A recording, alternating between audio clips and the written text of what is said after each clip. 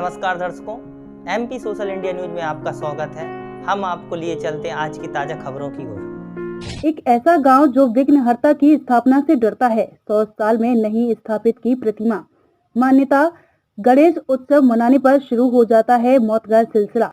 एक सप्ताह में गणेश चतुर्थी घर घर में मनाई जाएगी, लेकिन इस गांव की कहानी अलग है।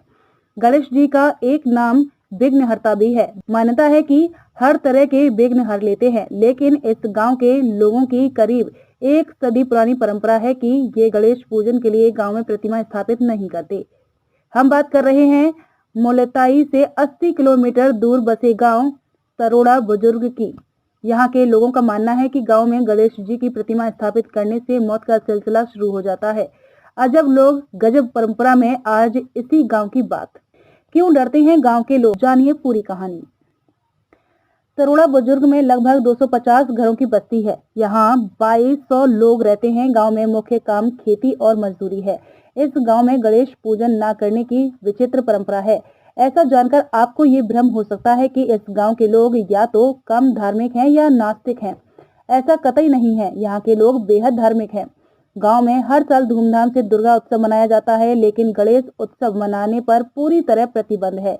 गांव के सरपंच दयाल पवार बताते हैं, पुरानी मान्यता के चलते गांव में गणेश प्रतिमा न स्थापित करने की परंपरा सालों से चली आ रही है।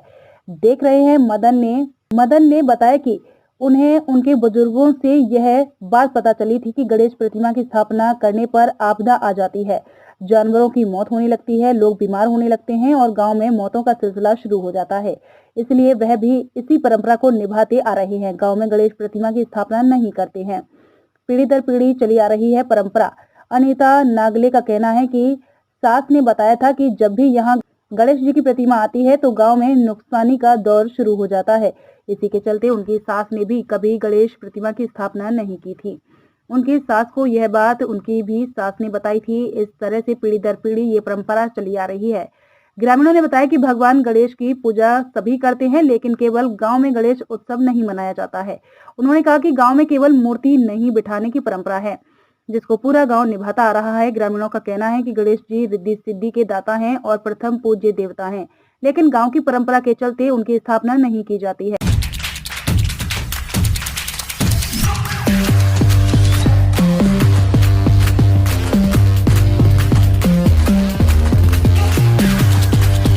काली अयोध्या के बाद अब मथुरा का कायाकल्प। इसी साल से मथुरा कॉरिडोर का निर्माण शुरू कराने की तैयारी। काशी और मथुरा के बाद अब मथुरा को धार्मिक पर्यटन नगरी बनाने की तैयारी है। धार्मिक पर्यटन नगरी वह अब भी है, वर्षों से है, लेकिन बड़े स्तर पर कायाकल्प इसी साल से शुरू होने वाला है। जैसे काशी विश्वनाथ मंदिर को गंगा से जोड़ा गया है, वैसे ही अब मथुराधीश मंदिर को यमुना से जोड़ा जाएगा। पिछले कुछ सालों में धर्म स्थलों का जिस तरह कायाकल्प किया गया है वह ऐतिहासिक या कहें अभूतपूर्व है। महाकाल की नगरी उज्जैन को ही ले लीजिए, पहले से कहीं ज्यादा श्रद्धालु आने लगे हैं। लोगों को भी अपनी आस्था के केंद्र पर आना अच्छा लग रहा है और पूरे उज्जैन शहर का भी एक तरह से कायाकल्प हो गया है। काशी में भी ऐसा ही हुआ। यहाँ गंगा से सीधे अब विश्वनाथ मंदिर जा सकते हैं। खूबसूरती देखो तो ऐसी जिसकी कल्पना नहीं की जा सकती। अयोध्या में जहां भव्य मंदिर का निर्माण हो रहा है, वहां भी अगले साल ही रामलला के प्राण प्रतिष्ठा होने वाली है। इस मंदिर के उद्घाटन के भव्य और विस्तृत तैयारी की जा रही है। सवाल उठ सकता है कि चुनाव पूर्व अयोध्या में मंदिर का उद्घाटन किया जा रहा है, लेकिन मंदिर तो पहले से बनना तय ही था। उद्घाटन पहले हो या बाद में, इसे चुनावों से जोड़ना फिलहाल ठीक नहीं है। काशी, अयोध्या और उज्जैन में जिस तरह की भव्यता लाई गई है वह अब स्मरणीय है। इन सब को तो चुनाव से नहीं जोड़ा जा सकता। आखिर ये चारों धर्म स्थल भारत के अपार श्रद्धालुओं की आस्था के बड़े केंद्र हैं। अयोध्या के लिए तो कितना बड़ा आंदोलन हुआ था और कितना लंबा संघर्ष।